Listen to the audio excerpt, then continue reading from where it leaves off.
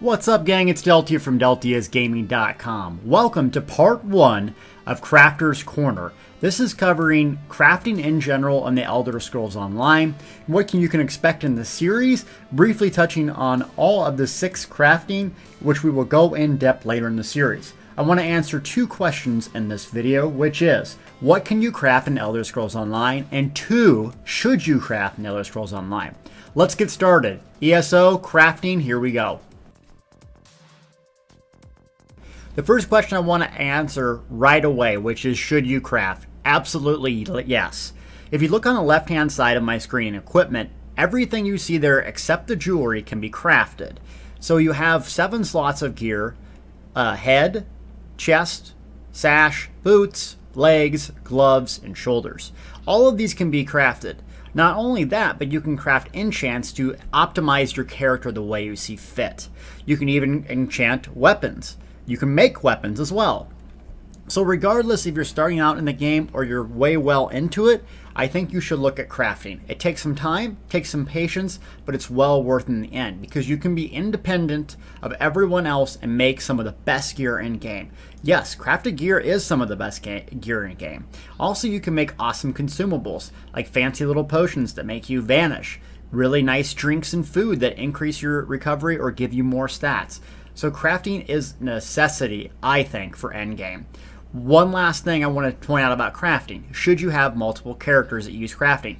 I personally think yes. The reason being, there's 6 crafts. Each of them have their own skill points. So you need a lot of skill points. If you don't want to gimp your character, I highly recommend having maybe 1 crafting skill or profession on 1 character. But there's some people that are master crafters. It's just my opinion that you don't want to do that. So let's talk about each of these crafts and what you can expect from them. First craft we have up is blacksmithing. Blacksmithing can make and create weapons that use iron or metal and also armor, heavy. There's 3 types of armor in the game, heavy being one, commonly used for tanks or someone that wants a lot of resistance. Blacksmithing can make all 7 of the heavy armors, and you have the material that ranges in level, along with style and traits, which I will cover way later. But if you want to start blacksmithing, you need to gather materials, traits, and then also style materials. So blacksmithing is an optimal choice if you want to craft weapons or heavy armor for tanking. Next up we have clothing, which makes the other 2 types of armor in the game, light and medium.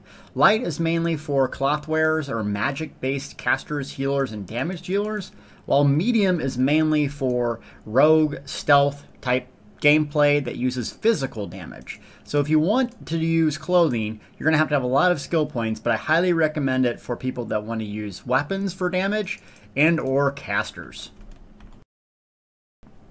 Next up is woodworking. Woodworking, it creates staves, bows, and shields. Woodworking is a really good choice if you want to use magic for weapon damage for your main source of damage, or even bow. Also, it has some benefits to tanking, so you can make shield. All around, woodworking is a really good thing to look into if you want to craft. Next up is enchanting. Enchanting is a unique craft that enchants armor, weapons, and jewelry. So if you want to optimize your gear, look at enchanting.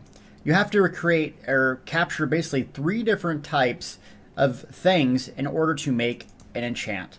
So you have to have potency runes, the square ones, these little triangle shaped ones, and then the circle ones called aspects. It's kind of one of the more complicated of the crafting and hard to get into, hard to level, but produces amazing results at endgame. If you want to have a profitable crafting profession, enchanting's it. Next we have provisioning, which makes food and drinks that give you a buff over time. So you can make various things which come from ingredients you find in crates and so forth. So loot everything if you want to be a provisioner. You have what's called food that can increase your base stats, even all 3 stats. Or you have drinks, which increase your regeneration properties. 1, 2, and 3, depending on the rarity. Both are really valuable, and you almost want one up at all times as a player, so provisioning is a really good thing to invest in because almost everyone uses these. My favorite of all the craftings in Elder Scrolls Online, Alchemy. It's the only thing that has performance-based increase for your character at max level. So I love Alchemy. It's hard to level, it's hard to learn, and it produces ridiculous results. It's expensive to start, but you can produce tons and tons of money. What you need is basically waters that you find by rivers or looting crates and barrels, and then also ingredients, plants, which you can find out in the world. So until you know which plants are really valuable, Columbine, I wouldn't sell any, though I will take a donation. So Alchemy is my favorite by far, and I will explain how to make a lot of money and level this quickly in later videos, along with the rest of them.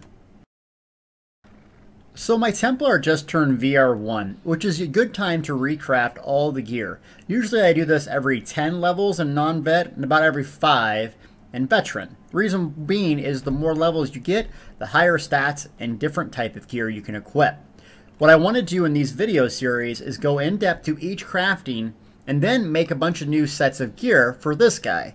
The whole goal of this series is that you guys can understand what crafting is, how to implement, and how to actually improve your character's performance using crafting. So that's the goal. We're going to pimp this guy out with gear later on, and by the end, you'll be telling me how to do these guides on crafting. Thanks so much for watching.